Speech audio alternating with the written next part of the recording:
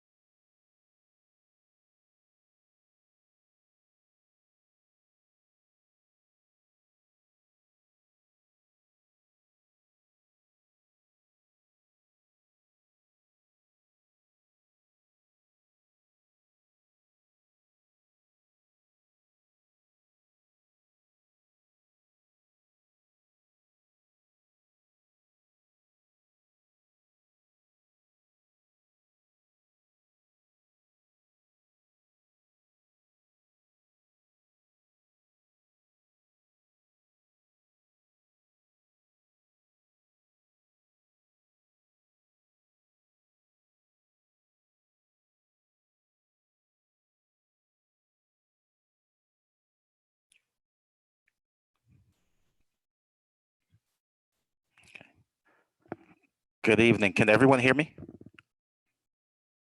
Okay. 1, 2, 3, 4, 5. Okay, I'm just going to start by reading the Open Public Meetings Act. Where did it go?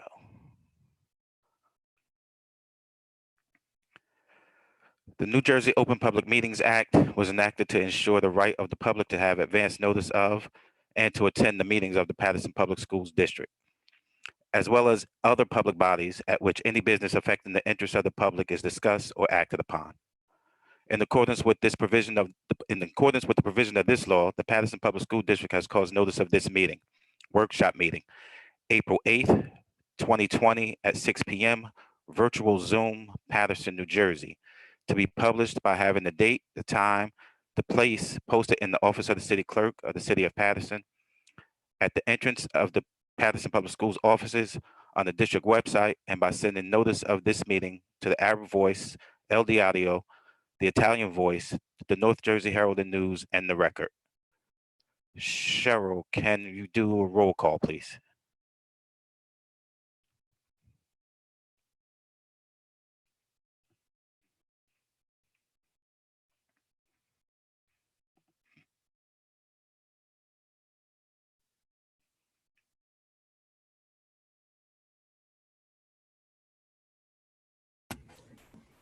Commissioner Arrington, So you can't have both of these guys.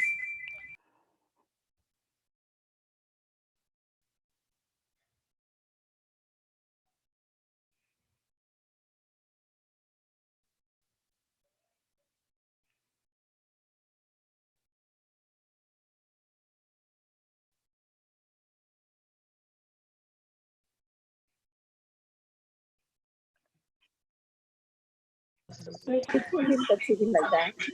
Arrington? Commissioner Arrington? Voy a prender mi cámara. Commissioner Capers? Mira. Commissioner Castillo? Present. Así que van a hacerlo, güey. Hodges? You have to mute everyone else. Oh my God. For everyone who's on the Why am I call, looking if at you're these not people? speaking, you need to mute your, the camera so you don't pick up the background. Only when you're speaking should you take your, mute button off. If not, we hear everything.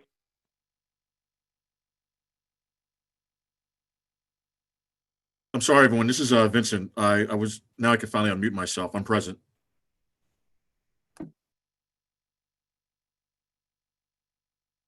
Cheryl, I don't know if you heard me or not.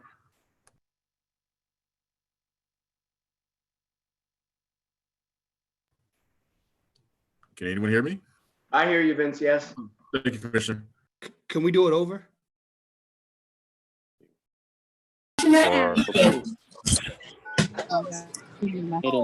This is crazy. What is this? Just for clarification, this is the public school.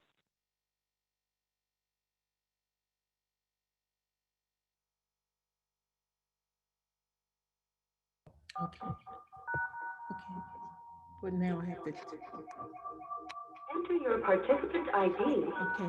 £5. You are in the meeting now. There Okay. are more than. Again, any guests in the meeting, I ask that if you're not speaking, to please put your device on mute so we don't pick up the background noise.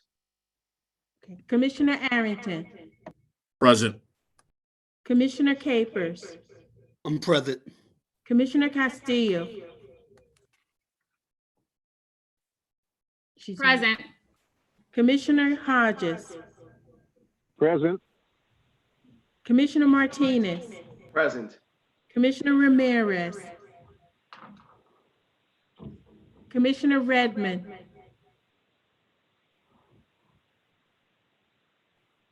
Commissioner Teague. Teague is here.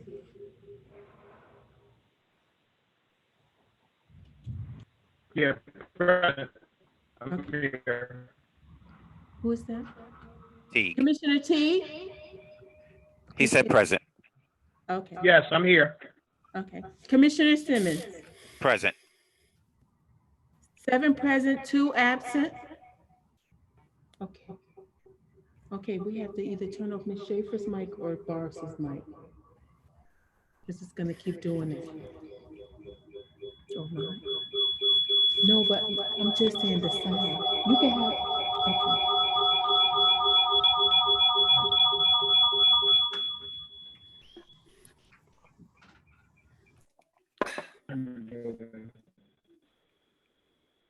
Okay, are we good?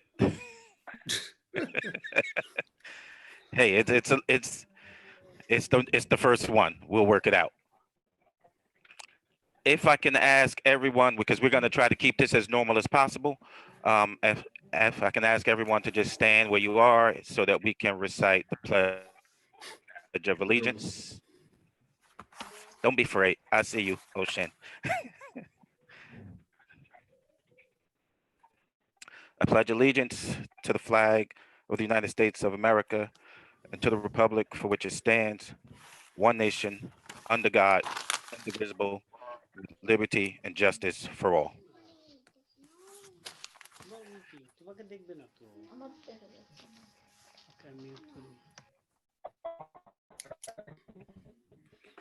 Okay, Madam Superintendent, are you ready with your presentation?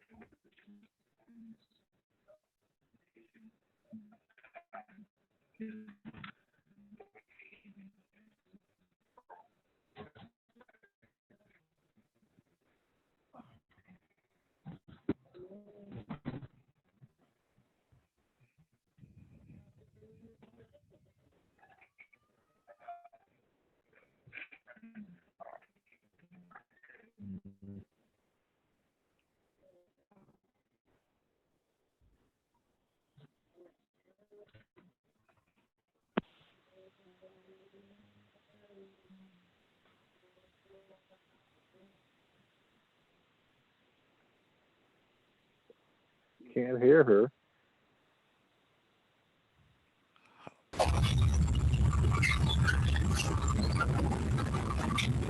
Can you hear me now? Yeah. Now we can. Okay, all right. So welcome to this board meeting, which is in the middle of some very trying times for everyone. Since March 17th, the district has been closed. We are providing about 50,000 meals a week, and we were doing that at 14 sites. We started out with about 200 volunteers. We're now down to about 70. And so we'll be streamlining those sites when we come back from break starting on April 20th. We're delivering meals twice a week on Monday for Monday and Tuesday, and then on Wednesday for Wednesday, Thursday, and Friday. We have folks that are out there making sure that we're practicing social distancing. We have markers on the ground at some places. In other places, we have cones and other items to make sure that folks keep social distancing. So we will be going down to 8 sites on the 20th.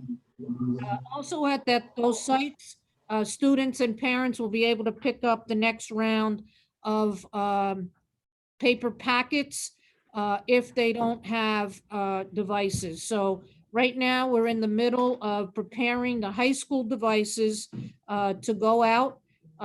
Yesterday and today, Panther Academy got their devices and they've been one-to-one for quite some time now.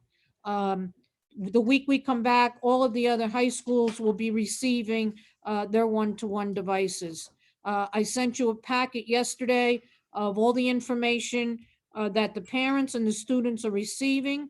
There is a loan contract that they sign.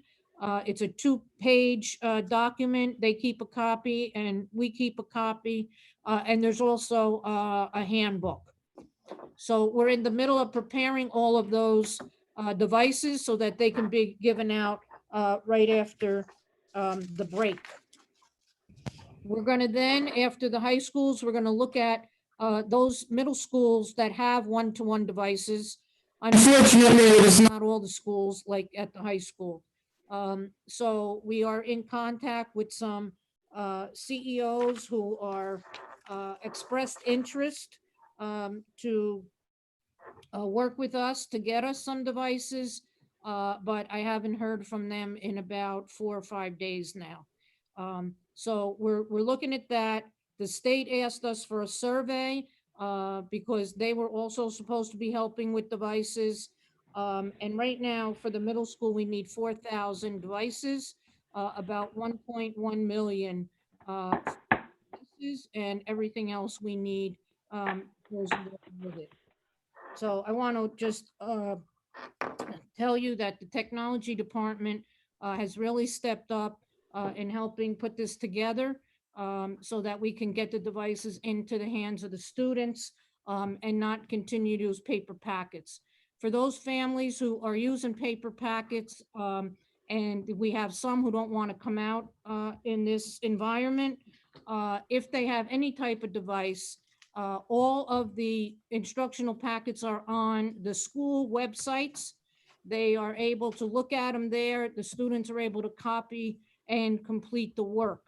And that is if they don't have, if they're using an iPhone. If they have a device, then they're able to do the work on the device. But we are looking to get additional devices for the middle school. We partnered with Altice, who has given us 60 days of free Wi-Fi. So any students right now who receive the high school Chromebooks would be able, if they don't have Wi-Fi, Altice is already on the device for them. So they'll have internet plus the device. We did do a technology survey and we received 4,600 responses.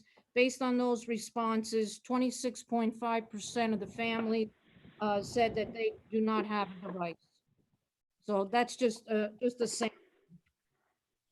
We're moving into round 3 of the paper packets. They will be distributed when we come back on April 21st and 22nd. You can see in the report on the bottom of page 2 where folks can pick up meals and packets starting April 20th for meals, April 21st for packets. Parents are also, and students, dropping off completed packets. And what we're going to do with the completed packets is make sure they're all labeled, make sure that they are organized by grade and school. And we have the company file bank who does all of our transcripts and keeps all of our records and files. We're going to have them upload the packets to a server per school, and then the teachers can go into that and they'll be able to extract their student work and correct the packets.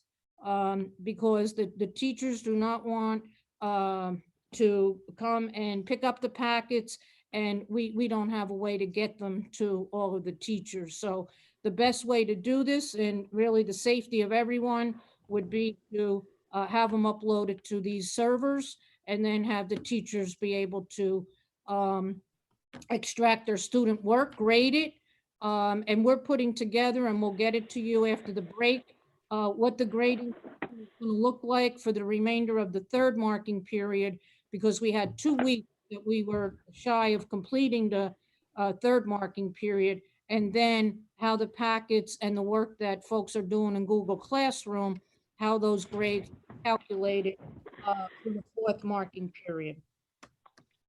We have a small team of folks that have been working every day, coming in and working long days. And I just want to give a shout out. Our facilities department sanitized all our buildings while we were at firehouses and churches delivering meals. And so all the schools have been sanitized to the point that we can now use our schools, and we're only using just the first floor and certain entrances and exits where people are coming for packets and meals. They don't go into the school. They come up to the actual doorway. We have tables set up, and we have a process where there isn't any personal contact for anyone to get meals and to get the paper packets. Cabinet, facilities, central stores, the food service department, all of us have been really working closely to make sure that all of this works for our students as far as meals and as far as packets and their education continues. The communications department has a website, COVID-19, so you can visit it, has all types of precautions on it, and everything that we have done between robocalls, videos, Facebook, everything that I've done in communication is on that website. I send a letter to all administrators and all staff in the district every Friday, giving them an update as to what happened during the week. The board gets updated twice a week on Mondays and Wednesdays. And we update with parents 2 and 3 times a week with robocalls, FaceTime, or some type of video. So we're trying to keep communication open. We did set up a all call center in 4 different languages, Arabic, Bengali, Spanish, and English. We have over 600 calls, and those calls are answered within a 24-hour time period.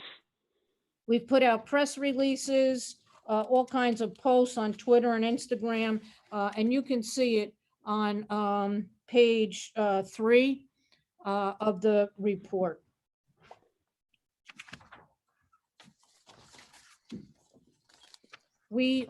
Schools will be closed until governor lifts the executive order. So at this time, he announced yesterday, schools are closed indefinitely. As you recall, the last time he spoke about schools being closed, it was going to be April 17th.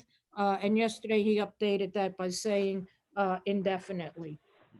So we are prepared and have been preparing for the long haul, and that means inclusive of the end of June. And so we will continue educating our children as well as providing them meals. Some of the pending projects that we're looking at that will update you as we move along is the rollout of middle school devices, one-to-one, what graduation, prom, yearbook, the grading for the 3rd and 4th marking period, a whole re-entry plan. You know, what will that look like no matter when we come back for students and staff? So those are some of the things that we're working on as we move forward. But I have to say the people that are here on the front line have been doing a great job. They're here every day, and if it wasn't for each one of them who has a specific job to do, we would not be getting through this the way in which we are. We've heard from a lot of parents, either through our call center or emailing me, as well as staff, that they appreciate the communication, they appreciate everything that people are doing, especially when it comes to providing meals for their children. So that's where we are at this time. Okay, thank you, Madam Superintendent. A question, Mr. President? Commissioner Capers? Yes. Ms. Superintendent, thank you for that. I just really want to commend you and your staff for around the clock work you guys have been doing during this whole crisis with a little bit of time and some resources. You guys do a great job with the meal packets, with the meal distribution, all those different things, meeting here, meeting there, taking calls from parents. I know it's been a crisis. But I do have 2 questions for you. One is, what is the evaluation of teachers and the administrations going to look like through this whole process? I guess going towards the end of the year. Also, I know that schools are down or closed and indefinite due to the governor orders. But is summer school? Are we going to have any type of summer school? Or we're going to have a virtual summer school, or summer school all along just going to be canceled? And my last thing is about the rollout of the Chromebooks. I don't have a problem with the Chromebooks, but I did look over the email you guys sent over about the Altice who's going to be providing free Wi-Fi. Something was alarming after I read it because I kind of signed up for this. They did say that this is going to be a 60-day free trial.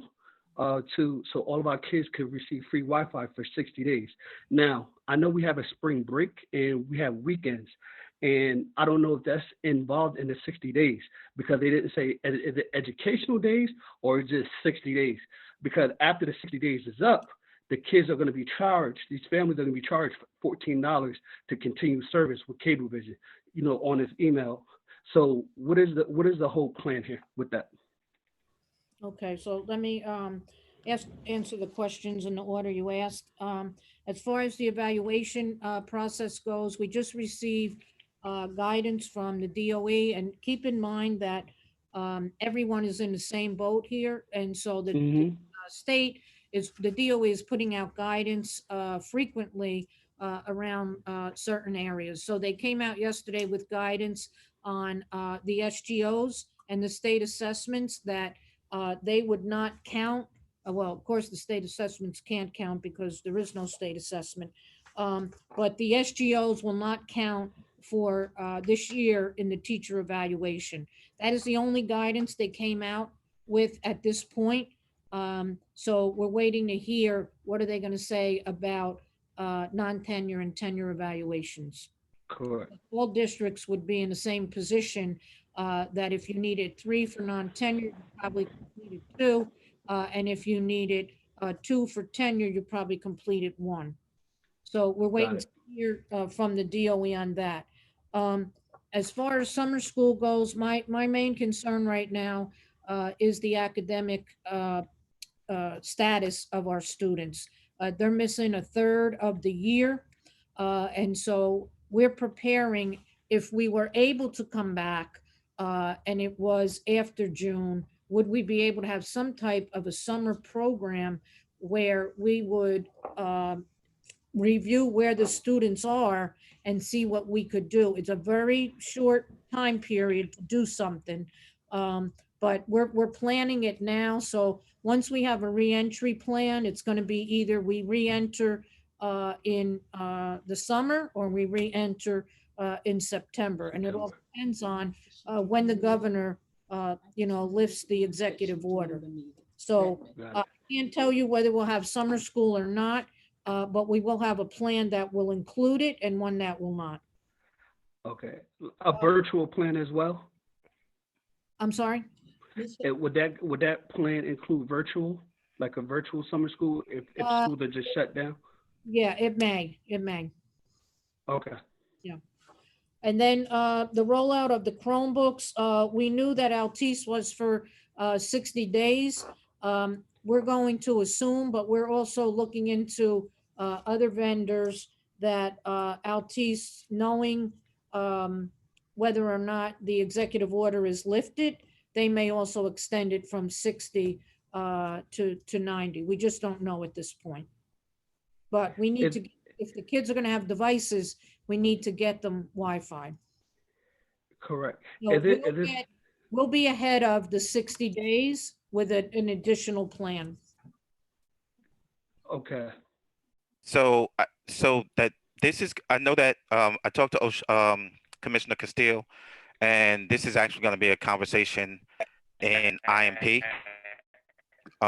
So let's let the IMP committee have that conversation, and then we can have that committee report out to the board. Okay. On the about the Wi-Fi? About the plan, about the whole plan going forward. Right. Okay. It's the reentry plan. Yeah, so the entire plan, we're going to talk about whether for the summer's program and also what are we moving forward educationally with the Chromebook. So that'll be in our next committee meeting. So I'll be able to report on that. When's that next committee? When will that be? Yeah, when would that be? Recognize Commissioner Redmond joined the meeting. Hi, Commish. I'm here. So we usually. I'm here. We hear you. I got you. Can you hear me? Yes. We got you. Yeah, I'm here. I just was muted for a long time. We got you. Cheryl was announcing that you were here, but we got you. This is All Jonathan right. Hodges. I'm sorry, Dr. Hodges. Yeah, I was mute. I was muted as well. Yeah. Thank you, Dr. Hodges. Yeah. Yeah, we're struggling a little bit, but I did hear you. So we usually meet at the beginning of the month, but clearly this is different times. So I am going to schedule something with Ms. T and Ms. Perone. I'm going to give them a few days after spring break so we can meet and have a conversation. But Cheryl will be putting that out rather quickly. We won't wait till May, of course. Okay. Commissioners, I'm going to unmute all of you, so please keep your background noise to a minimum because you won't be able to unmute yourselves if you mute yourselves again.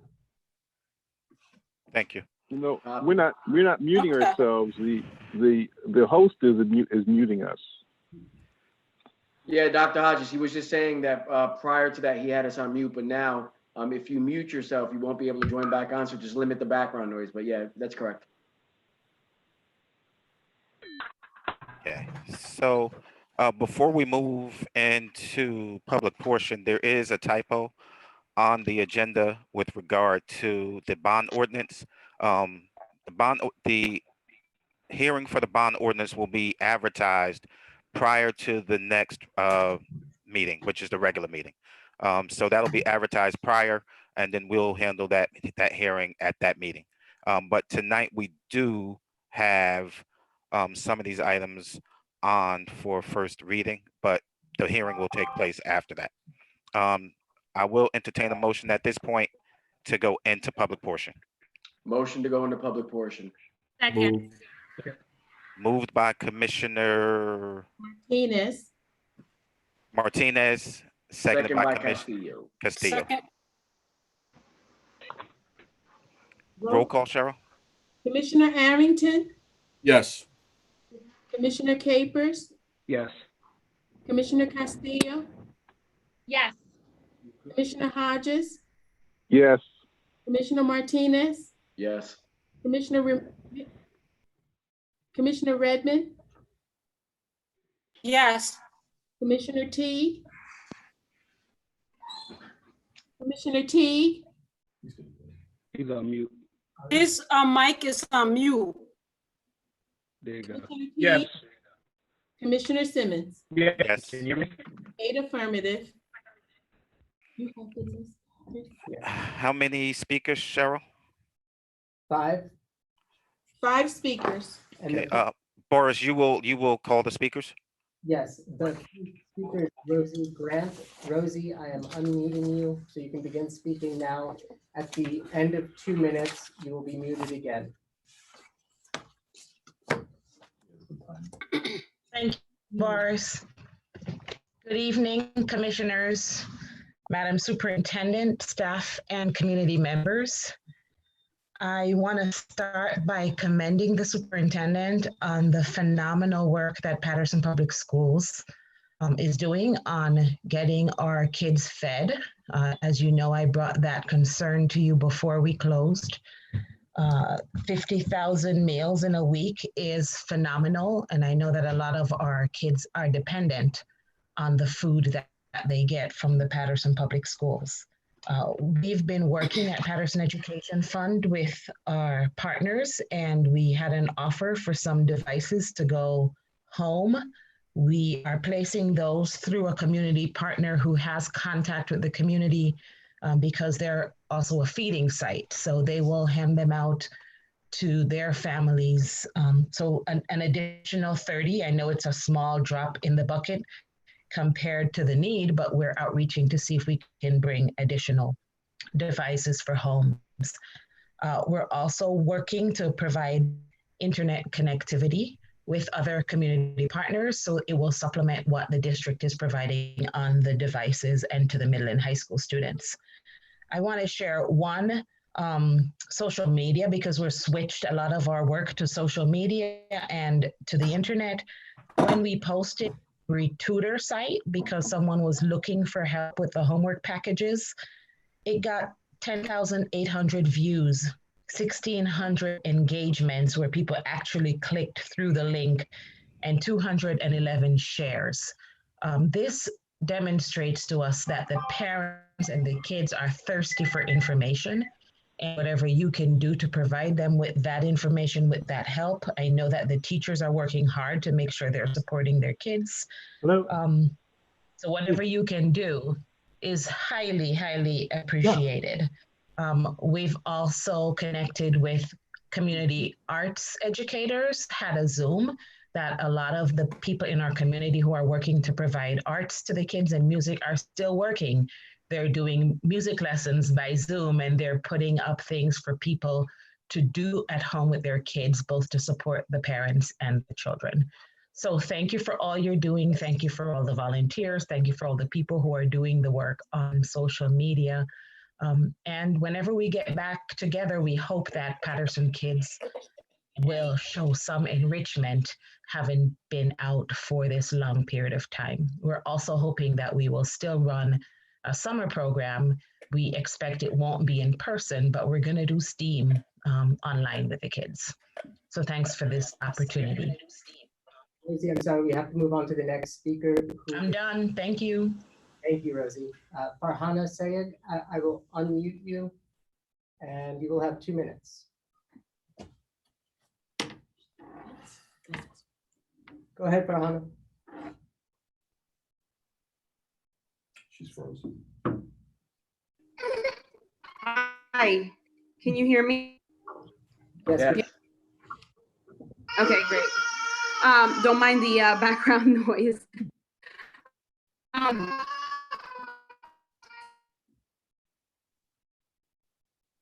First of all, I want to just all their hard work. I think Is she unmuted? She's muted. She's muted. clearly I this can't is hear her. really You're going in and out. situation for everyone. Everyone's just speaking kids. Even brought up 1 second. Outside, the baby's crying of all moments. Okay. Are you able to hear me now? Yeah. Okay. Yes. So, what I'd love to do is, I'd love to understand if we can explore having Microsoft Teams, the way the New York City public school system is looking into for remote video. Some of the teachers have already jumped into Zoom conference for their students, but obviously there have been some issues with Zoom. But I'm wondering if there's a way for us to jump into remote teaching relatively quickly. Is there a plan for it?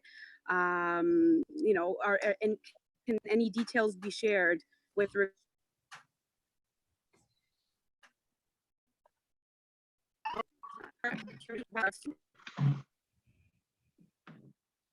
Typically, we wait until the end of public portion for the superintendent to address the concerns. So, Mr. President, Superintendent, I would imagine we'll stick to the same Yeah, criteria. we're gonna stick to the same criteria. So if she, if you just stick around till the end of public portion, the superintendent will answer any questions. They can restate it. They'll restate it. Okay. Do we have any plan for remote teaching? Thank you, Farhana. The next speaker is Tamika James. Tamika, I will unmute you right now, and you will have 2 minutes to speak.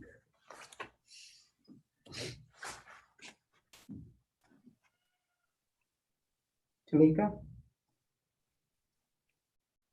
All right, we'll move on to the next speaker, Lucretia Obong. Lucretia, I will unmute you, and you will have 2 minutes to speak. Go ahead, Lucretia.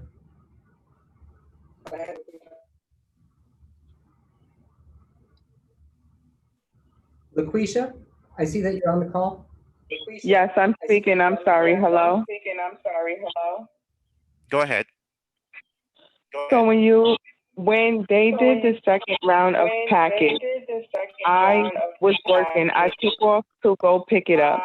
And when I went to go pick it up, I wasn't aware that they also wanted us to drop off the older packet.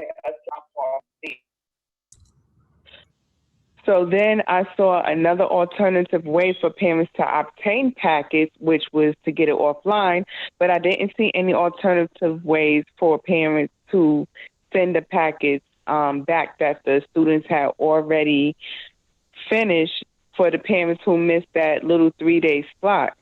Now, you guys did already mention in this meeting that the packets will be uploaded. Is there going to be some penalization or something for that first round of packet that I didn't get to drop off in the box?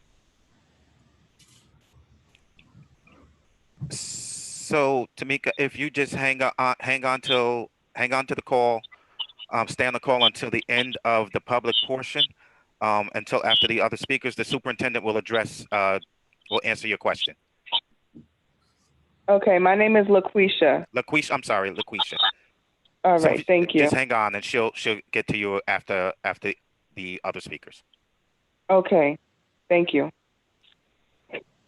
Thank you, LaQuisha. Next speaker is Christina Concepcion. Christina, I am unmuting your line. You can begin speaking now. Could you hear me? Yes, go ahead. Okay, my name is Christina, and I want to first commend all of you guys on a wonderful job you are doing for the City of Paterson kids.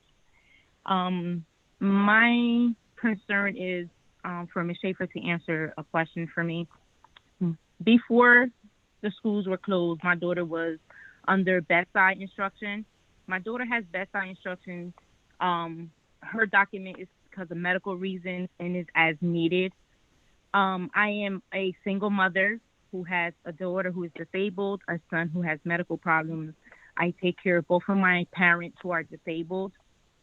And it's very hard that I just got notice that my daughter bedside teacher was the one giving me the packages because I cannot leave my home due to my daughter taking medications that suppress her immune system. And with this virus, I can bring something back home. And the doctor informed me that I have to stay home, cannot leave my house at all.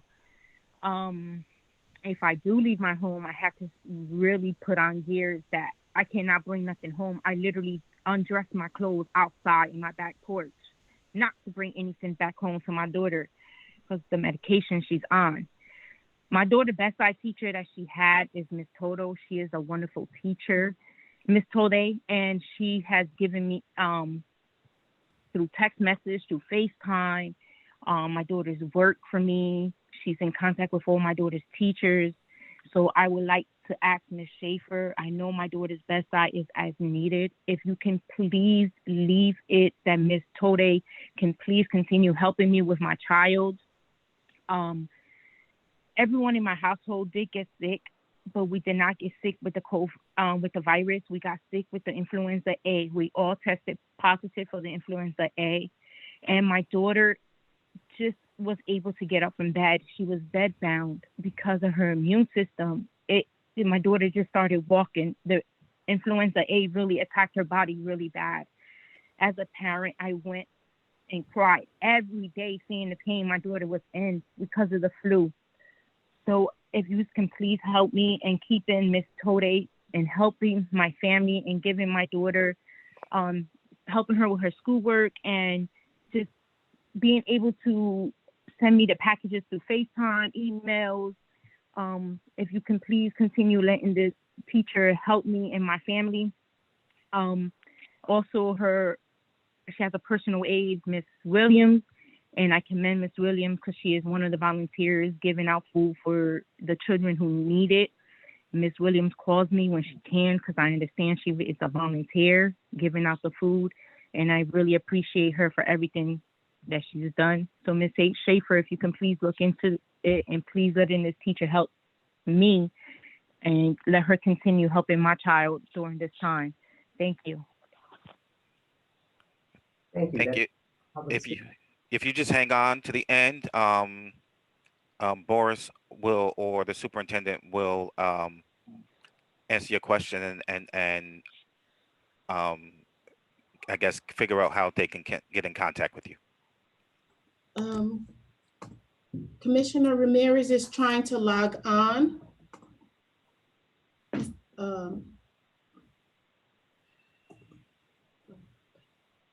Ms. Schaefer, I don't know. Boris, what should I do? Just have them click through the link. That's on the website. Mr. Simmons. Hold on one second. Hold on. All right.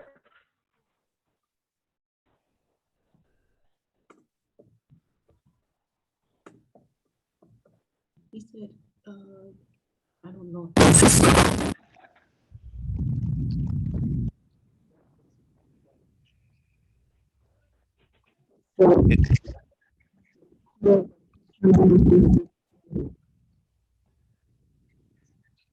Is he trying to dial in or is he trying to click the link?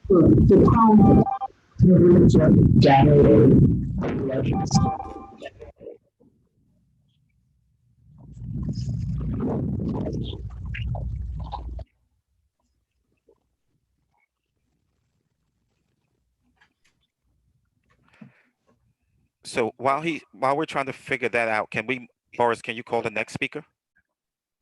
That is the end of our, there are no more speakers. There are no more. Okay. I'll entertain a motion to close public portion. Don't move. Close public portion.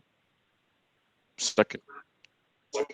Moved by Commissioner Martinez. Second. And second by Dr. Hodges. roll call, Cheryl. Commissioner Arrington, Yes. Martinez. Commissioner Capers,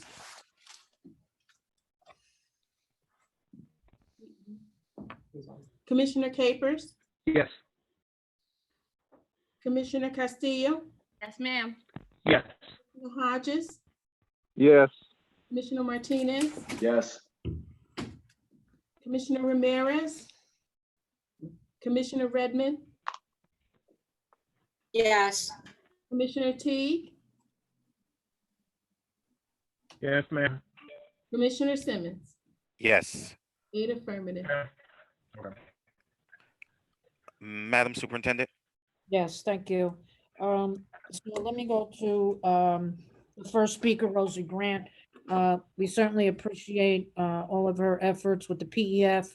I knew Susie and Chris Lewis are also working with her.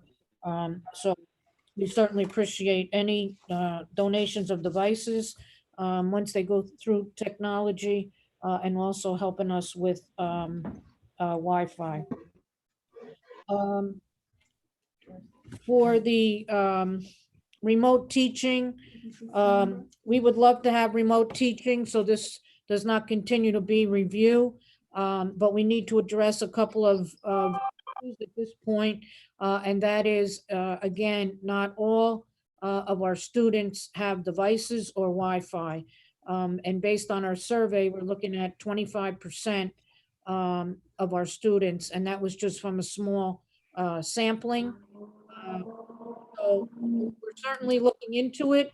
In addition to that, we do have some teachers who don't have devices at home. And so that presents a problem as well. So we need to get through a couple of barriers before we move in that direction to make sure that we have a solid plan. We would all like that more than packets and review. So we certainly learned from this that we need to speed up our one-to-one devices, our rollout plan, and continued professional development with our teachers for Google Classroom and some other platforms for remote teaching. To the mother who talked about dropping off the packets, first let me say that during this crisis, no student will be penalized for anything that transpires through this. So by that, I mean, if your packet comes in late, there is no penalty for that. Sometimes, students are still working on it. We had packets that went out that were 200 and 300 pages. We've now slowed it down so that students would be able to do the work and do the work in a timely manner. So no child will be have any penalty held against them for turning in packets late or for turning packets in whenever it is that we return. If anything, as we move through the marking period, especially the third marking period, a student would get an incomplete. And then they would have time to make up that packet and provide that information to us. But no students at this time are going to be penalized for the packets coming in late. If you would like to drop the packet off, you can always drop it off at 90 Delaware Avenue, and you can also drop it off at any of the meal distribution sites. And next, when we come back from break on the 21st and 22nd, you'll be picking up the next packet. You can certainly drop the packet off then. Just be sure that you have on the packet your child's name, the school, and the grade.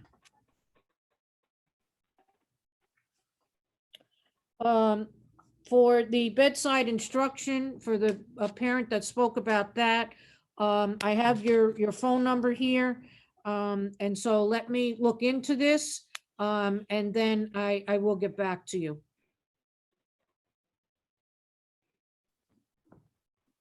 That concludes my report. Okay.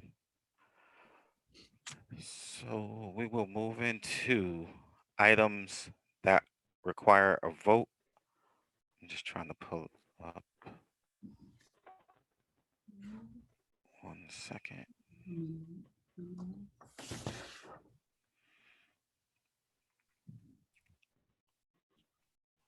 Okay, resolutions requiring a vote at the workshop meeting. Number 1, approve payment of bills and claims dated April 8th, 2020, beginning with check number 222295 and ending with check number 222339, and direct deposit numbers beginning with 563 and ending with 588. Total wires in the amount of $1,916,026.43 for a total of $9,254,292.63. May I have a motion? So move. A second? Second. Second. Roll call, Cheryl.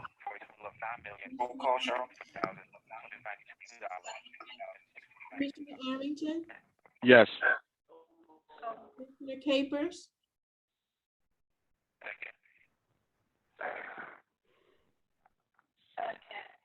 Commissioner Capers,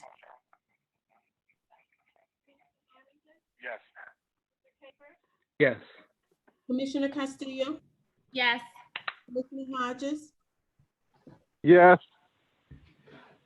Yeah. Yes for Martinez. Commissioner Ramirez. He's still trying to get in. Commissioner Redmond, Yes. Commissioner Teague,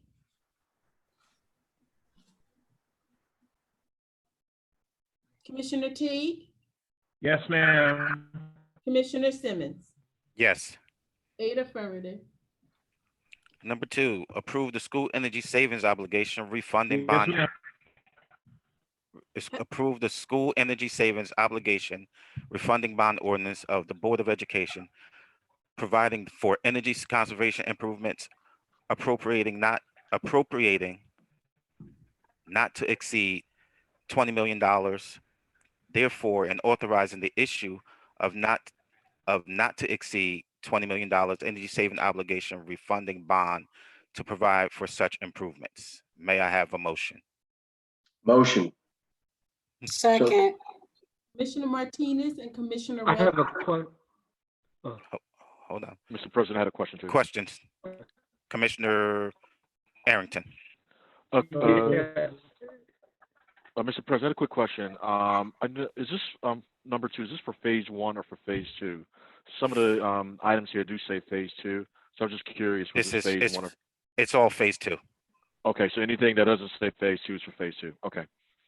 And I just want to just confirm, phase 2 is the high schools? Is Mr. Mapp? Phase 2 will include high schools. There are elementary schools involved in phase 2, but it will include high schools also. Okay, thank you, Mr. President. Any other questions? Yeah. Commissioner Capers? Refunding bond ordinance. What is this?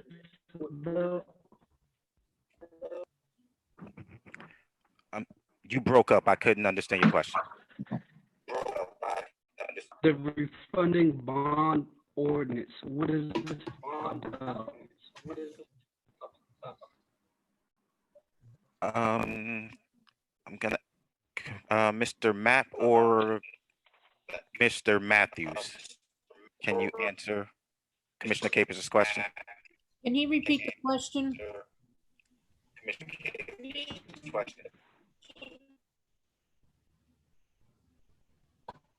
Commissioner Capers, can you repeat your question? Oh, yes. The refunding bond ordinance. What is this all about? So he's asking, what is the refunding bond ordinance?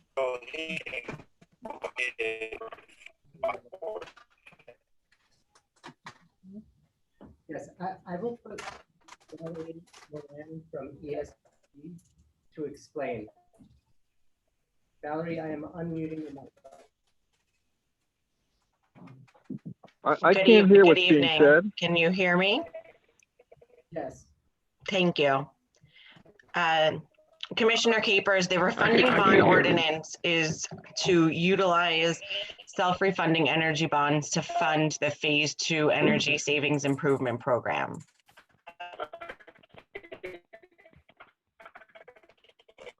Wait, who's talking? I'm sorry. Commissioner Capers, this is Valerie Moran with Energy Systems Group. Got it. Okay. Hi, Valerie. How you doing? I'm doing well, thank you. How are you? This is Dr. Hodges. I'm not quite clear on that either. You're saying it's the refunding bond.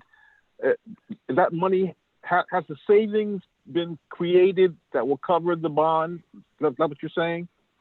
Yes, that's correct. So these self-refunding energy bonds that are able to be utilized to fund an ESIP program are not like your typical obligation bonds that would require a voter referendum. These are self-refunding energy bonds. All they require is the approval of the board, and they're also going to be backed by the Passaic County Improvement Authority. So that money has already been, the savings that have been suggested, and we're borrowing against those established savings.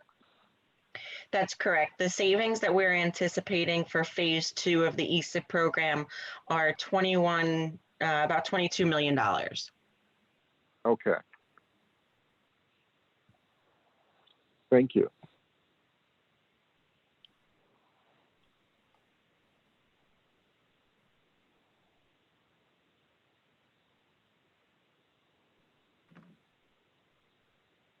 Any other questions?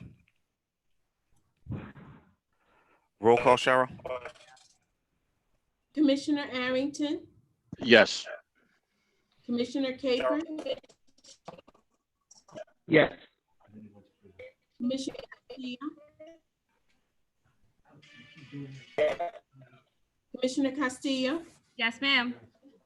Commissioner Hodges, Yes. Commissioner Martinez, Yes. Commissioner Ramirez, Commissioner Redmond,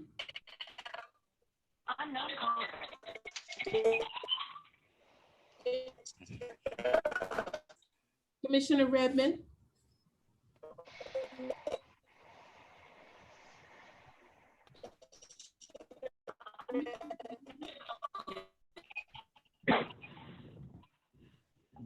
Yes. okay. Commissioner Teague, Yes.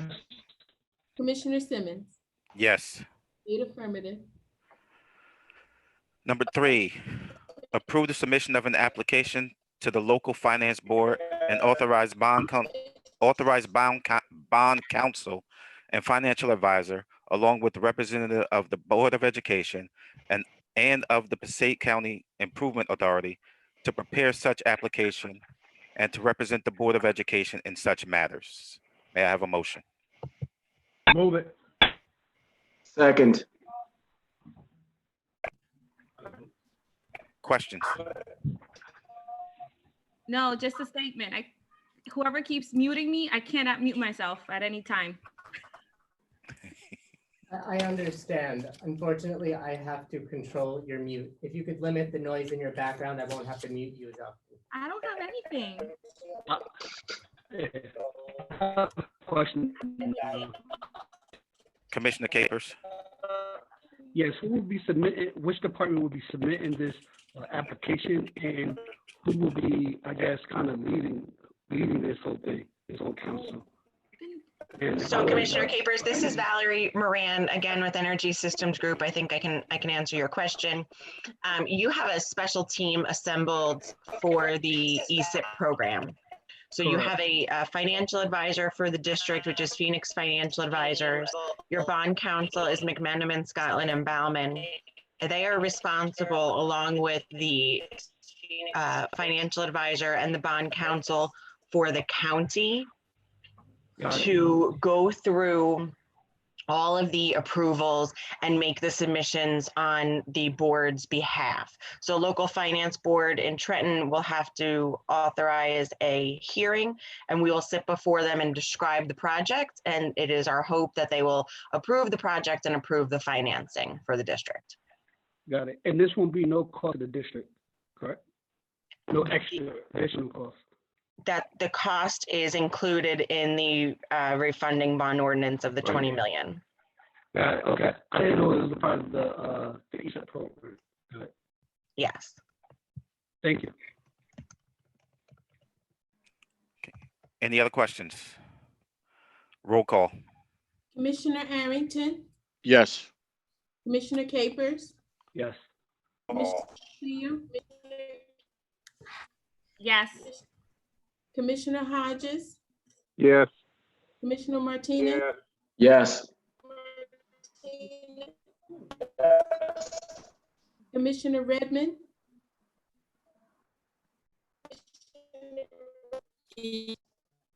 Commissioner Redmond.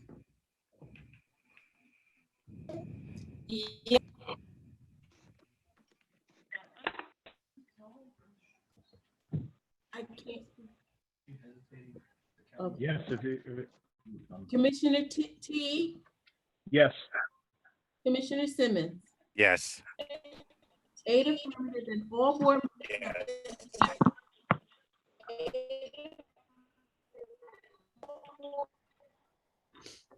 Cheryl, were we through with that? The roll call, I'm sorry, you tailed off at the end. Yes, we are. Okay.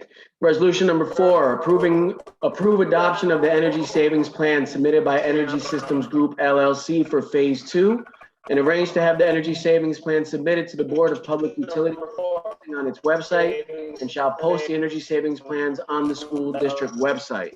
Can I have a motion? So move. Second. Questions? Hearing none, roll call. Commissioner Arrington, Yes. Commissioner Capers. Commissioner Capers. Yes. Commissioner Castillo.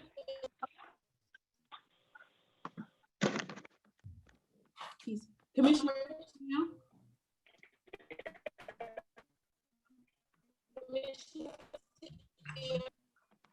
Yes. Boris keeps muting me. Yes. Stop blaming Boris. Commissioner Hodges. Yes. Commissioner Martinez. Yes. Commissioner Ramirez. Yes. Commissioner Yes. Commissioner Redmond. Commissioner Yeah. Commissioner Simmons. Yes. 9 affirmative and board members have standing abstentions. Very well. Resolution number 5, approve entering into a contract with Energy Systems Group, Inc. for implementation of the district's Phase 2 energy savings plan to provide and install the energy conservation measures described in the school district's energy savings plan in a form approved by council and subject to BPU approval of the energy savings plan and availability of funding at an amount not to exceed $17,293,500. Can I have a motion? Move it. Second. Any questions? Yes. Why the difference in the amount? Repeat the question, Dr. Hodges. I'm sorry. Why is there a difference in the amount? Why is there only 17, not 239? Yeah, not 20. Is Valerie there or someone who can speak to that? Those are the hard costs, the construction costs There, Neil. versus the soft costs for the administration of the project. Thank you, Mr. Matt. Are there any further questions? Yes. Please go ahead. Can one Commissioner, can you repeat that answer? I didn't really quite hear. And then the other one is, what is new? What does that stand for? Hold on, Commissioner Capers, if I heard you correct, you're asking for Mr. Mapp to repeat his first answer And then your second question didn't come in clearly. Can you repeat your second question?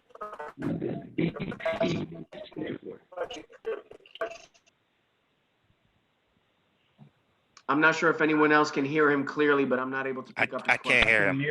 Yeah. I'm asking if, Better. and what does BPU stand for? Okay, so Board Mr. of Mapp Public he's asking that you repeat your first question and give clarity as to what BPU stands for. Correct. Okay. Mr. Mapp. The Board of Public Utilities. Copy. Mr. Mapp, can you repeat the answer to the first question that you answered prior? The $17 million represents hard costs for the energy conservation measures that are prescribed for the various school locations. The costs are 17 million, but the projected savings are 22. Is that what you're saying? In essence, I'm saying that the overall project cost, the 17 million represents the hard cost of the project. however, the estimate is that there'll be $22 million saved. Is that correct? The estimate. Yeah, I'm gonna pull Valerie Moran back in. Valerie, you're unmuted. Thank you. Hi, Dr. Hodges. It's Valerie Hello. Moran with Energy Systems Group. Yes, my pleasure. So the answer to your question is that the $17 million is the contract that you're entering into with Energy Systems Group for us to proceed forward with the installation and the procurement of all of the energy savings conservation measures. Within that 17.2 number, and why you see the number of the 20 million, the difference between those two numbers are basically one, the financial advisors wanted to have a certain amount of a buffer within the money that is funded in case the interest rate comes in better than anticipated, then we're able to add in more projects. So the 20 million, that's why that's a not to exceed number. The additional project costs from the 17 million to the 20 million have to do with those fees that Commissioner Capers was asking about regarding any type of bond counsel, financial advisors, all of the cost of issuance. So there is a very large cost of issuance on this deal due to the county being involved as well as the school district, but all of that is paid through the savings. Okay, thank you. Okay, Roa, are there any final questions? Okay, very well. Hearing none, roll call, please. Commissioner Arrington, Yes. Commissioner Capers, This is item number 5, correct? Yes. Yes. Commissioner Yes, ma'am. Commissioner Hodges, Yes. Commissioner Martinez, Yes. Commissioner Ramirez, Yes. Commissioner Redmond, Yes. Commissioner T, Yes. Commissioner Simmons. Yes. 9 affirmative and standing abstentions.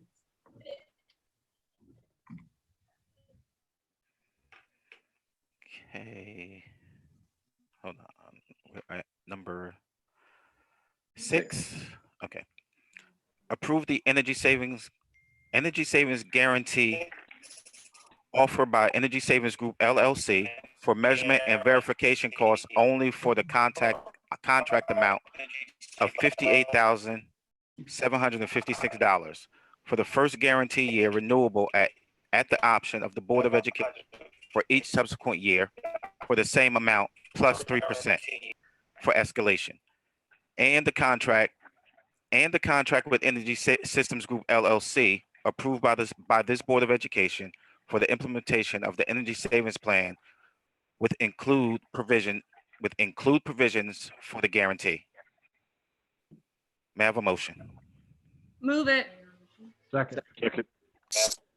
Questions?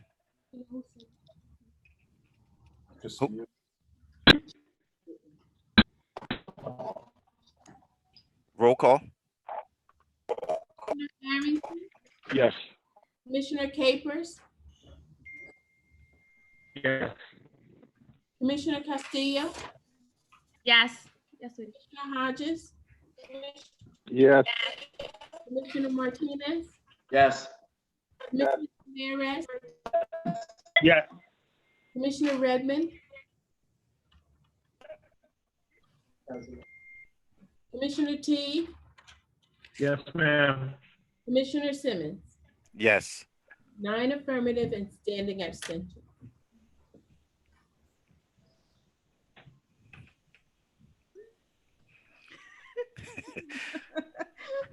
Authorize submission of applications for the Department of Education, DOE, approvals of any required educational plans and the schematic plans for the energy conservation measures to be installed in the school district's facilities and undertaken in accordance with the school district's Phase 2 energy savings plan. May I have a motion? Move it. Second. Questions? Roll call. Commissioner Arrington, Yes. Commissioner Capers, Yes. Commissioner Castillo, Yes. Commissioner Hodges, Yes. Commissioner Martinez, Yes. Commissioner Ramirez, Yes. Commissioner Redmond,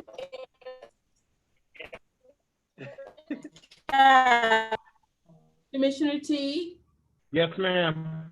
Commissioner Simmons. Yes. 9 affirmative and standing abstentions.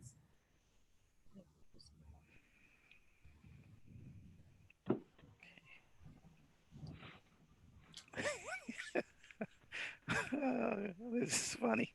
Resolution number 8, authorize and direct the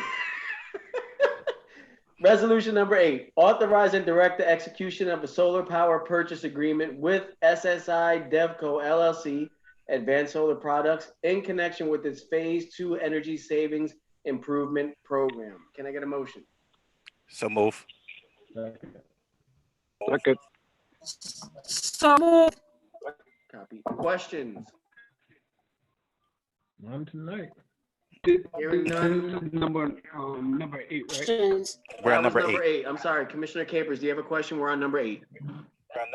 No, I'm good. Okay, hearing no questions, roll call, Cheryl. Commissioner Arrington, Yes. Commissioner Capers, Yes. Commissioner Castillo, Yes. Commissioner Hodges, Yes. Commissioner Martinez, Yes. Commissioner Ramirez, Yes. Commissioner Redmond, Yeah.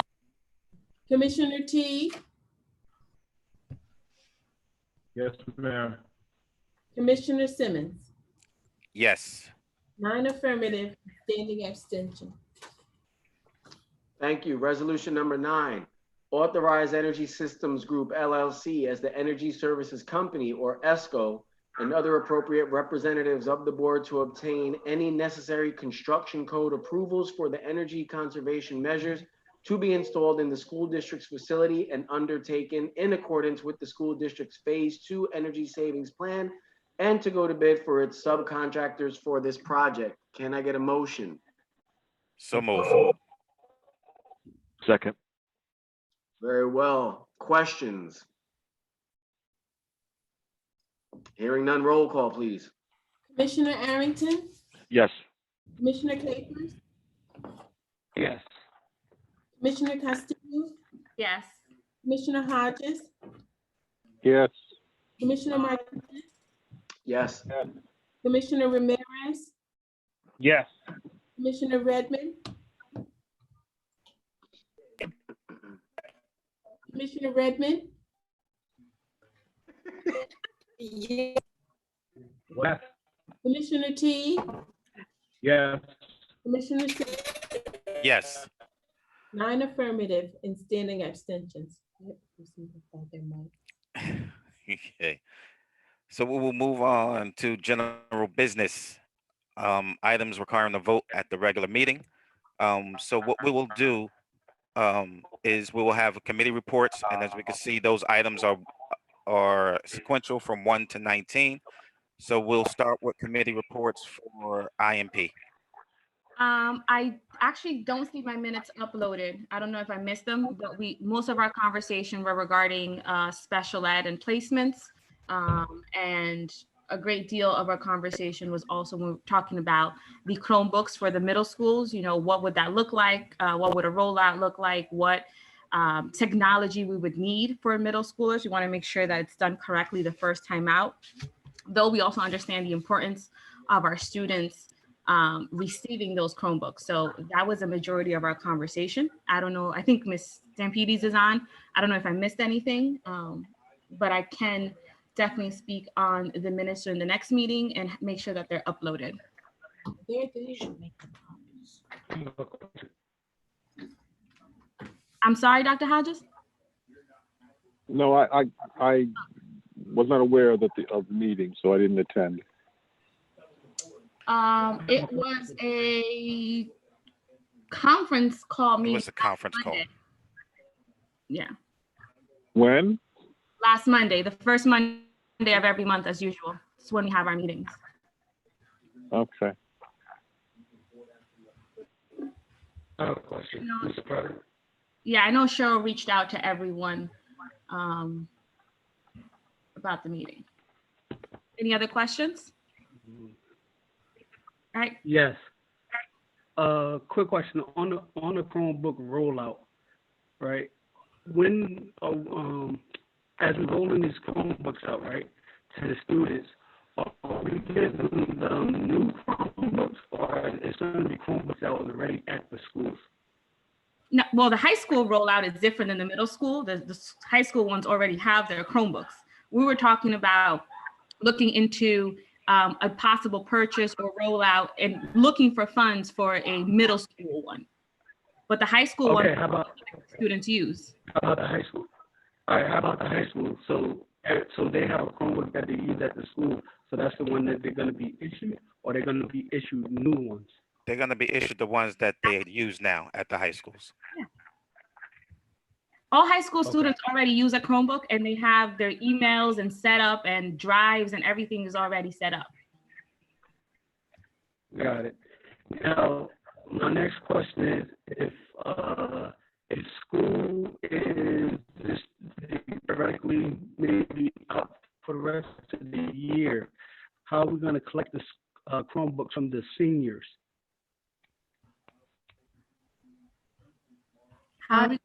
So also part of the reentry plan is going to be for students to come in that have to clean out lockers. And that would definitely be seniors, but it would really be, any child who has a locker. So they're going to have to come back, just like seniors are going to have to, somehow get the diploma if they have earned it. So there'll be a number of ways that we'll be able to get the Chromebooks back from the seniors. Now, from the on the education side of things, with the Chromebooks, what is going to be different? What education is going to be different as the kids doing a Chromebook from receiving a packet?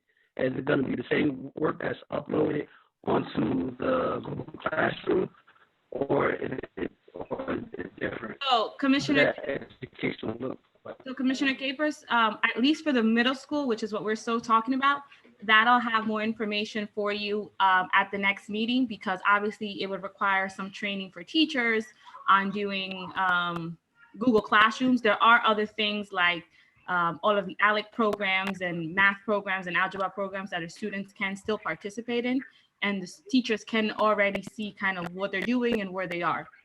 As moving into Google Got it. How about the high school Classrooms, that will definitely be more of a topic that I would be able to say after our next meeting. Got it. How about the high school? How about the high schools? He's asking how about high schools. Um, About high schools and Google. If I got his question correct, his question is, what is going, is the work going to be different? Or is it going to be the same work that's uploaded with, or the packet's going to be uploaded, or is the work going to be different? Or is it going to be stuff that's assigned in Google Classroom? I think Ms. T is on, even though I think many of our high school students already use Google Classroom, but I think either Ms. Tampides or Ms. Perone is on. I can go into further detail on I got a that. question as well. Ms. Perone? Oh, it's the same work. So she's having difficulty. So it's the same work.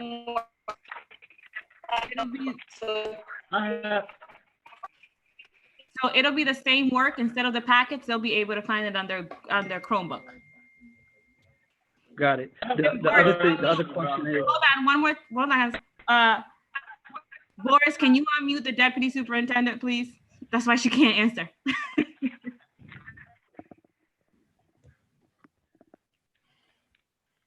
Hi.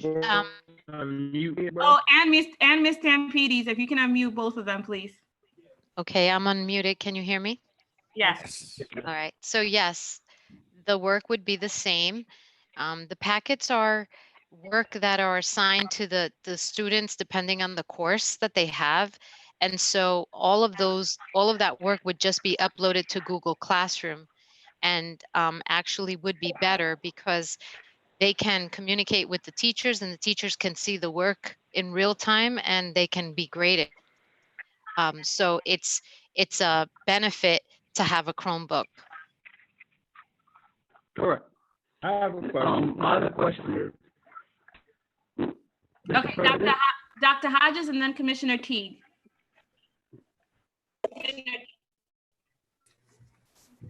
Dr. Hodges? I didn't ask the question. It was Commissioner Capers that had another question. Oh, I see you, Commissioner Teague. I'm just trying to figure out what Commissioner Capers is saying. I see you. Okay.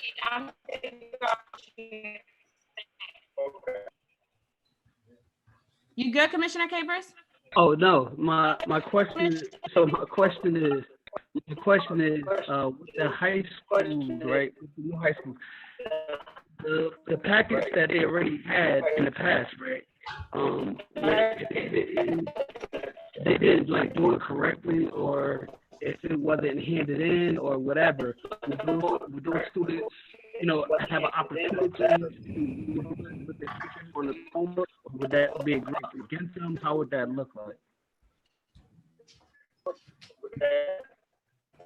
Some things, if kids didn't hand in their work, I'm sorry, Commissioner Capers, I'm having a really hard time understanding.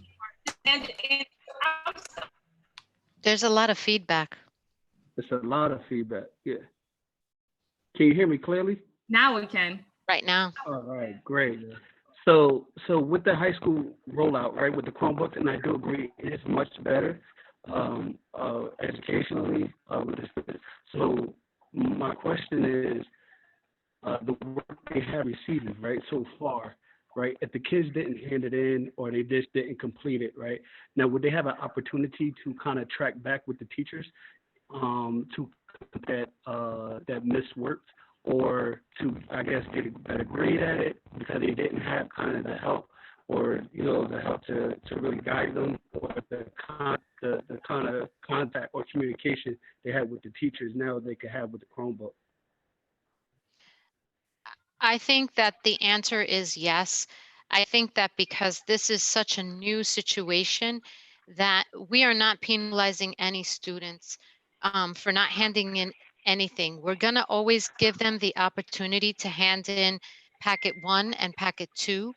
And yes, this gives them a better opportunity to communicate with their teachers because they can email, they can go on their Google Classroom, and they have the ability to go back and forth with the teacher, ask questions. The teachers can now upload maybe a video, an instructional video for them that they take from the resources of the curriculum, and give them more of more resources. I think using the Chromebook will give them that opportunity. even with the student packets, with the work packets, right? We've been discussing in cabinet that um, a lot of parents haven't handed in their packets because A, they're leery to go out, or B, they're leery to hand in their packet because they've been spending a lot of time working on them and they're not sure where they're going. So we are going to always offer an opportunity for parents and students to hand in their packets, whether it be on Google Classroom or on paper, to grade them, to have grades and catch up. So we've really we panned out the whole year with the packets, the marking periods, and now we're going to talk about grading. But it is not our intent to penalize any of the students. If they've missed the work, we're going to always give them the opportunity to complete the work. Are you going to be tracking the students or teachers, or how the oversight going to look? Teachers tracking the students who are falling behind and not catching up with the work, or just not signing in on the day? And how would the student schedule look now that they have the Chromebook? When they wake up in the morning, they got first period, second period. Like, how would that look? Or if the child don't want to sign in during the day, they can do it at night. Is that an option, or if they have to sign in during that period of time? Is there a schedule attached to this now? I know I had a two-part question there. Yeah, that's like a 4-part question. But yes, so we're going to be talking about that, the way they set up the Google Classroom and the schedules. The work is supposed to be up to 4 hours, and then for students who are special ed or require other modifications, the teachers will be making those modifications accordingly. So in terms of setting out a detailed schedule for the day, that's something that we have to discuss with the principals before we roll out the Google Classroom packet, which is, they're still going to be working on packet 3. So we're going to have more conversations around that. Yeah. But other districts have been offering courses and schedules and time allotments for students.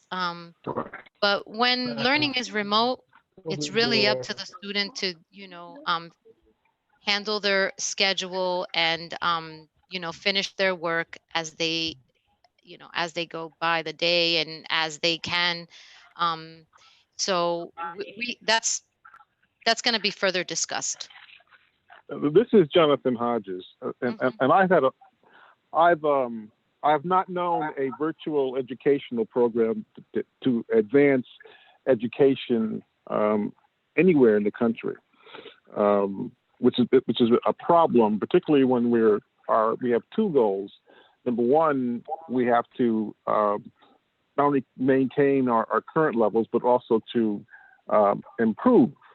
So, and I know we don't want, this is an emergency situation and we don't want to penalize the students, but how do we make sure that there's a substantial number of students advancing, being benefited by the current approach, and what we do over the summer, and who decides who goes to summer school or not, and if we're not going to penalize students for not doing work or not being appropriately advancing or whatever measure you put in place.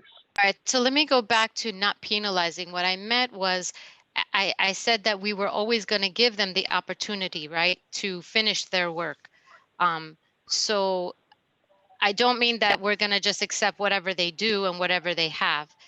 We're looking into grading the work. We're looking into that. But, as you know, the DOE has sent guidelines around assessment. There's a waiver that New Jersey is. Oh, I'm getting feedback. The New Jersey has submitted a waiver for assessment. The assessment is canceled. So these are just so many questions that we are dealing with right now, and the state is also dealing with in terms of tracking progress, grading, and moving on. Even graduation, Dr. Hodges, they have just told us that the portfolio assessment has also been canceled. I know, So I saw that, yeah. yeah, so these are just so many unanswered questions that we are still dealing with. We're conferencing with the DOE. We're conferencing with the county on all of these topics. So my question then begins, how are we assessing the level of pedagogy that we're delivering to the students during this time? I mean, what is the measure of that, and who checks that? Is that the principal's job, or I mean, we can just put together packets of work. Of our reentry, part of our reentry plan is going to be when the students come back. Now, if it's before September, there's going to have to be some type of an assessment to see where is each student, because we don't want to set them up for failure by moving them ahead of grade when we know how much work they may have missed. So that's first and foremost. Once you find out where they are, if we can get back in the summer, or if all our middle school and high school students now have all of their Chromebooks, put a program together for them that would be based on getting an opportunity for them to show growth between that assessment and the end of a summer program. It's not ideal, but just as the state is putting waivers in for state assessment, now the portfolio, I'm sure something's going to be next around the teacher evaluation.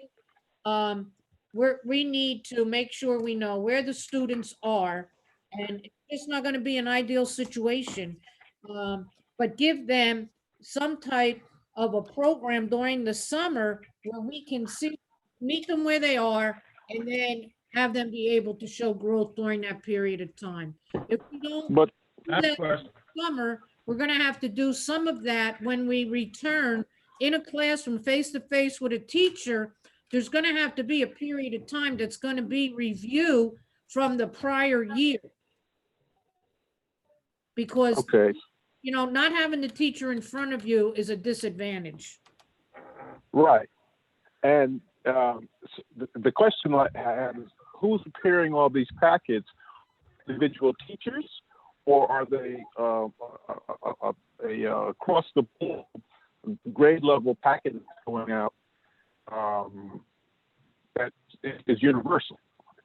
So the first packet was done by the teachers, was given out before the students left, before we closed. The second package, which is the next 10 days, was prepared by the supervisors, and all packets going forward until we reopen will be by the particular classroom teacher of that student.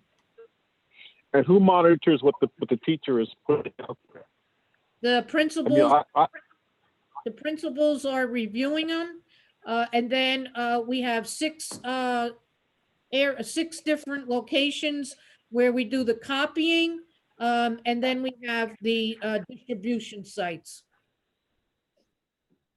I have a question. Are you done, Doc, or? So, and Commissioner Teague's been on hold for a while. Just before that, we do have to remember, though, there's so many questions that we do have, and there's just things that, the district has been working through and working with the Department of Education. We also need to understand that the Department of Education themselves don't have a lot of these answers, just like all state departments right now. We're going. I'm not waiting for them. I'm not waiting for them to give us the answers. I'm trying to. We're here now, and it's our responsibility to push that. Dr. Hodges, anything that the superintendent has put into place is because the district has gone above and beyond. What I am reminding everyone is that there are going to be further questions that we may have that we don't necessarily have all the answers to, like the evaluation of all the teachers. We don't know exactly what that's going to look like. Evaluation of principals. There's some things we just don't know what they're going to look like. Not everything, but there are some. And that's right. So and it's good for everyone, as a reminder for everyone as well, because I know as information comes out, we will continue to have committee meetings, and the superintendent so far has a great job of keeping us informed, and we'll continue to do that. And Commissioner Teague, I know you've been waiting for a long time. I'm sorry. Well, you answered a lot of it. I just want to make sure that, our most vulnerable right now are special needs students. And I know there's probably something that the superintendent has on them, but I want to make sure that their progress is being monitored as well, so they don't get lost in the shuffle with everything that's going on. So, Ms. Schaefer, is there anything in place that you have so that they can be monitored, even if they have like video, with the Chromebooks, if they have some sort of video that can be sent out? My son has one right now from his school, but I just want to make sure that our kids in the district, the special needs students, are actually making sure they're still hitting the benchmarks that they have in front of them. That's what I'm concerned about. Yeah, so we've been meeting yesterday and today with Cheryl Coy. So I'm going to ask Cheryl to, Cheryl, just give a brief summary of the resources and the information that was sent out to the special ed teachers yesterday and today. I don't know what number she was calling from, so I don't have a way to unmute her.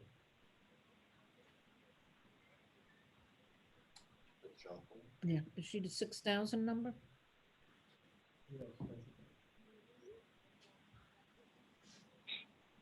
Hello? We can hear you. Can you hear me? We can hear you. Yes. Oh, okay. So I sent out an email to teachers with regard to the platform they have to use, same one they would use in school for their students. It has to be an individualized packet for the students based on their academic ability. We also have direct instruction for our autism COG students, MD, and our severe LLD. Direct instruction is the model that they use in their classrooms that's aligned as a support for the academics, but based on their functional ability of social development. So McGraw-Hill partnered with Tracy Acosta from my department, and they finally got the resources for them uploaded online. So the teachers have the same materials they were able to use in the classroom for the students are being used now for lesson plans moving forward.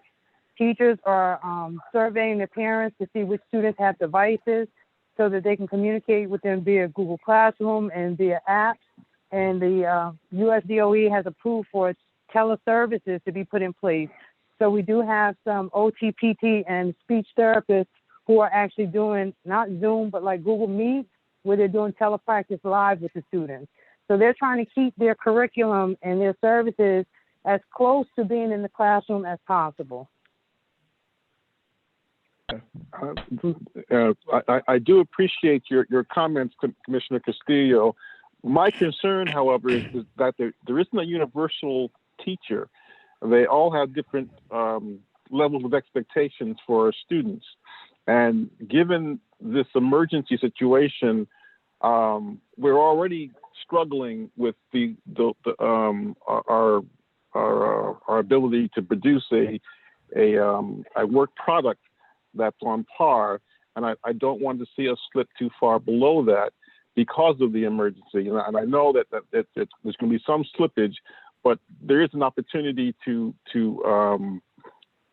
enhance what students are offered as well.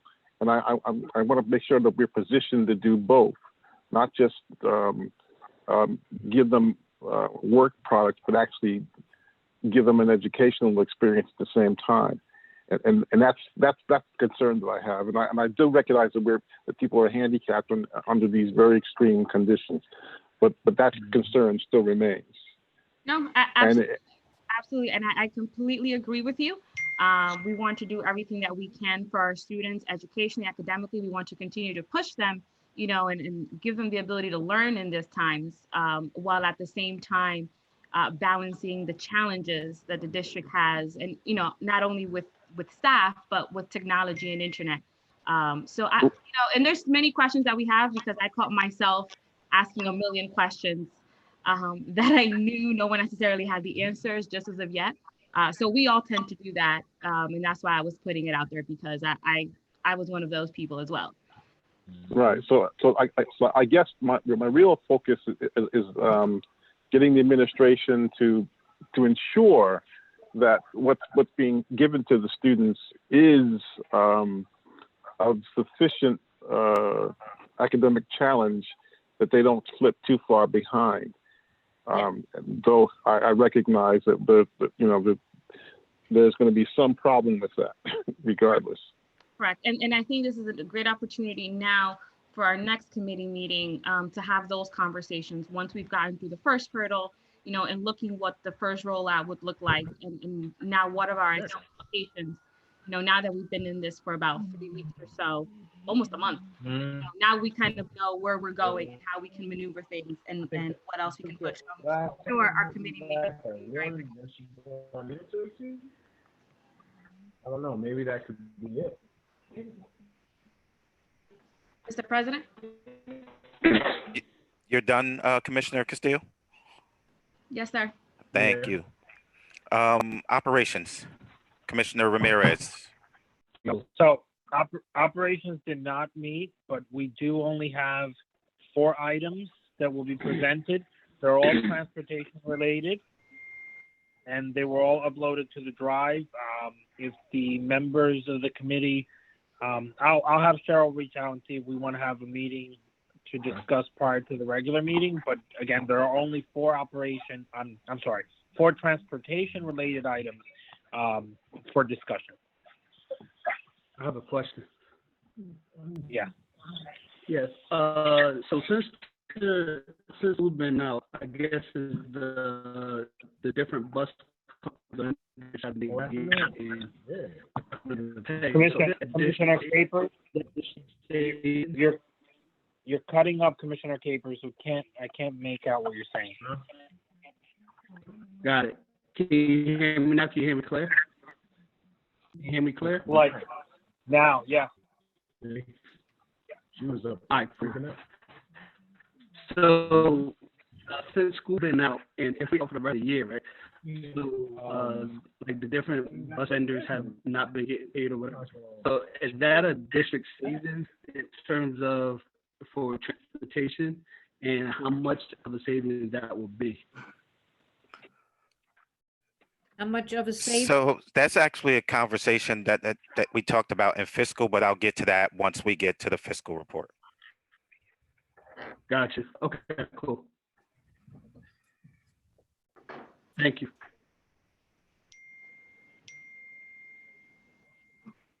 Commissioner Ramirez.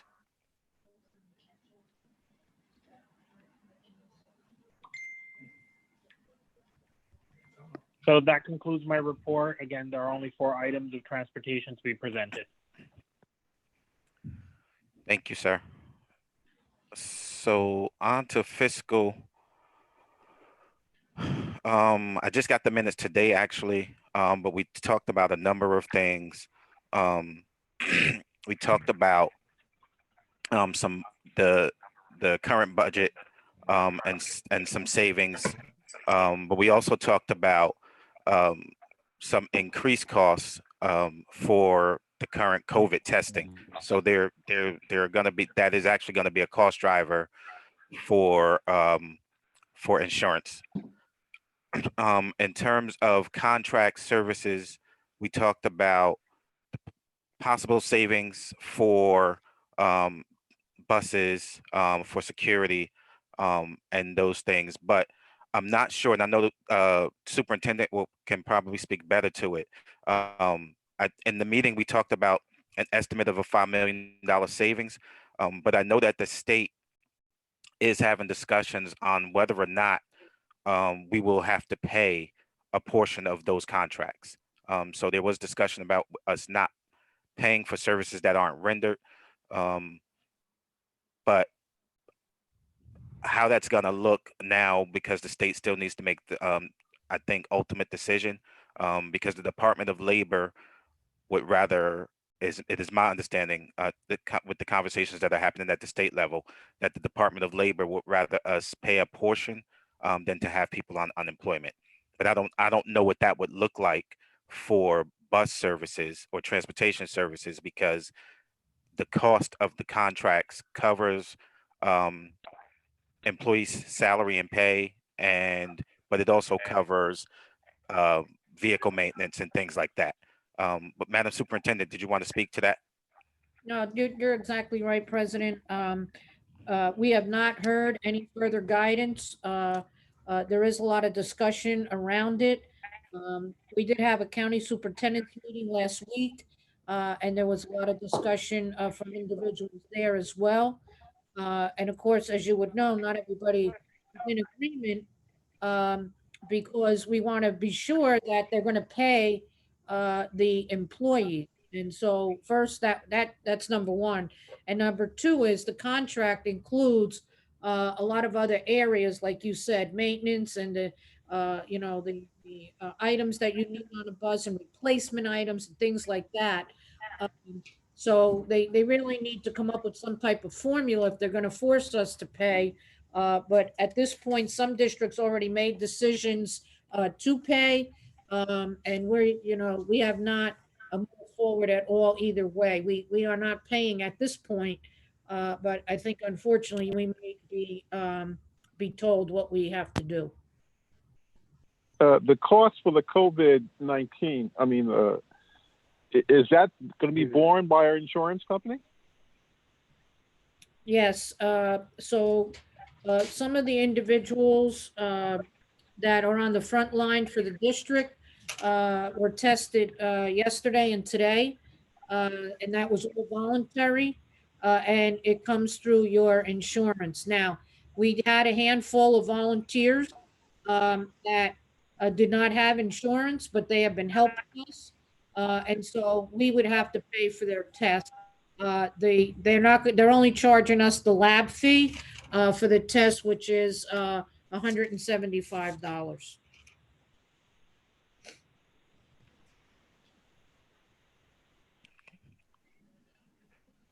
So we did have, just going to move forward, we did have some facilities discussions, which included, most of it was around the energy savings, the ESIP phase 2 portion of most of what we've heard tonight. Those were the resolutions that we voted on earlier. There were also some things discussed about facilities they're basically on call on an as needed basis, with the exceptions for the distribution of the packets and food distributions. What's going to be the status of the long range facilities plan now that we're not meeting?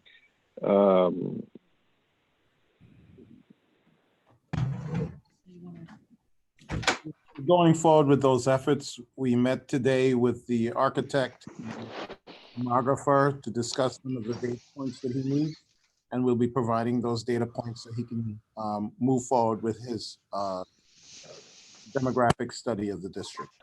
But all those activities are still moving forward. I have a question, Mr. President. Commissioner Capers? Yes. Other vendors, I guess like a substitute contract, are those like estimated savings as well? Because we're not using the services? And so that was another contract that was also being discussed at the state level, but we have not heard or received any further direction on that. Whether or not it's going to be a savings or we have to still pay the. So the discussion at the state level is whether or not we're going to be forced to pay those contracts. We don't know.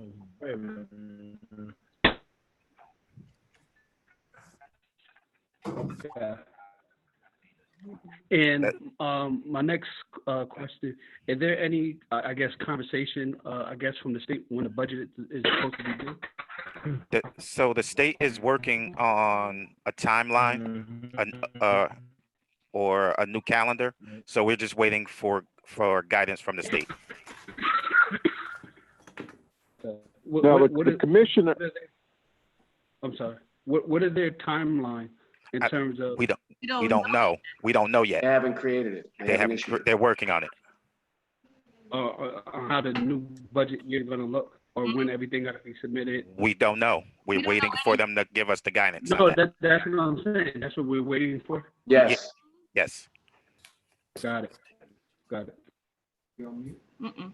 Commissioner Hodges, I thought I heard you chiming in. Well, so the teachers are all employed, and we're not making any real savings on their contracts. Is that correct? Yes. Yes. Mm-hmm. All right. Are there any additional savings from the school closures? Madam Superintendent? Yeah, so right now, Mr. Matthews is looking at all of that to see what type of savings there would be. So in addition to some of the big contracts, we also need to look at any requisitions that are out there that can be closed out that we won't use in the rest of the school year. And so him and his team are working on that now. So we might have a better picture of that at the next meeting or at the next fiscal committee meeting. What is the next fiscal committee meeting? It's in a few weeks. It's in a couple of weeks. Is it possible, can we get those savings earlier or not? Well, as soon as we get it from Mr. Matthews and his team, and it means reaching out to all of the department managers to see what requisitions are not needed. And there's thousands of them. So, you know, we need to look at them and then the folks need to determine whether they're going to be needed or not. Or a part of it, you know, was already encumbered. Maybe it's a year-long program that we're not. So we've got to look at all of it, and it'll take a little bit. And remember, we're on spring break next week. I'm aware. Any other questions for fiscal for any items 11 through 17?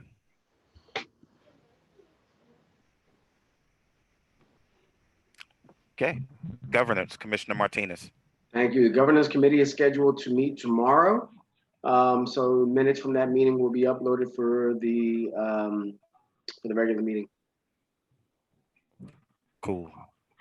Personnel, Commissioner Redmond. Personnel didn't meet on, have no recommendations for this meeting.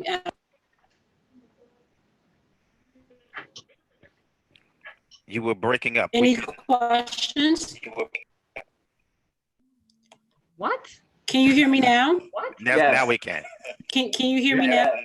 Okay. Personnel did not meet. We have no recommendations at this time. Thank you. Thank you.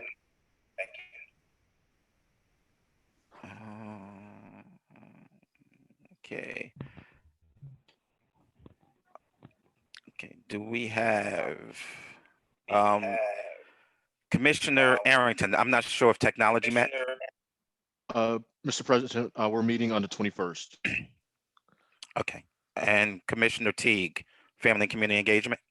Okay, we haven't met yet, but I will say that I'm very proud of Kemper and his team because they have been at the forefront of the food distribution sites. I had the opportunity to see both of them and as well as their team at work, so I'm very proud of that department. And you know, we'll probably meet soon after all of this is concluded, but I just want that on record. I'm very proud of what they're doing. Okay, so thank you, sir.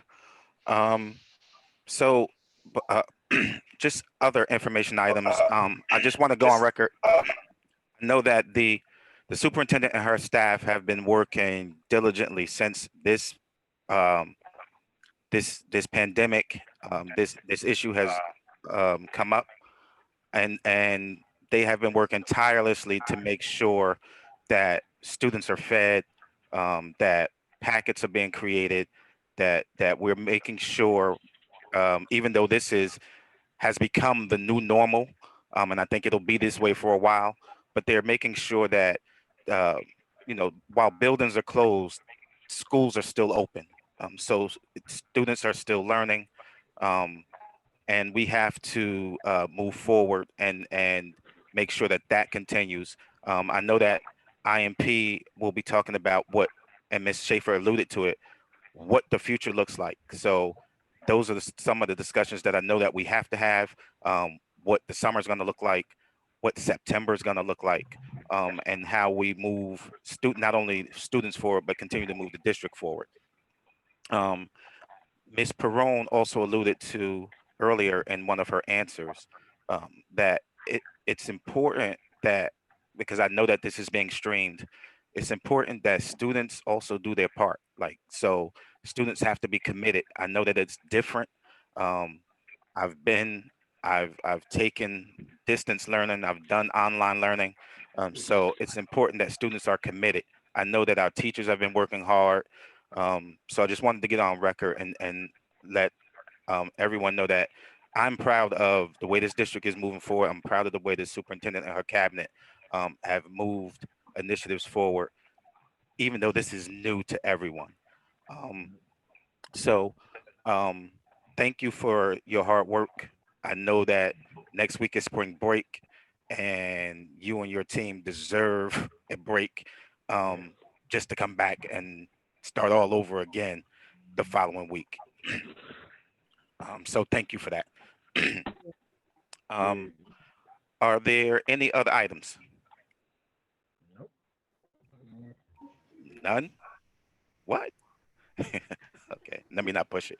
Don't push it. Yeah, come on, Kenny. Okay. Well, nothing on. Motion to adjourn. Move it. Second. Second. All in favor, say aye. Aye. Aye. All right. Thank you, everyone. Thank you, everyone, for joining the meeting. Thank you for everyone that have all of the public that have joined in, and all of the viewers that are watching the stream. Good night, everyone. Continue to be safe, everybody. Yes. Continue to be Thank safe. you. Thank you. Social distancing. Say that again. Practice social distancing. Please stay Wash home. your hands. 6 feet apart. Wash your hands. Quédate en casa. Stay Good home. night, everyone.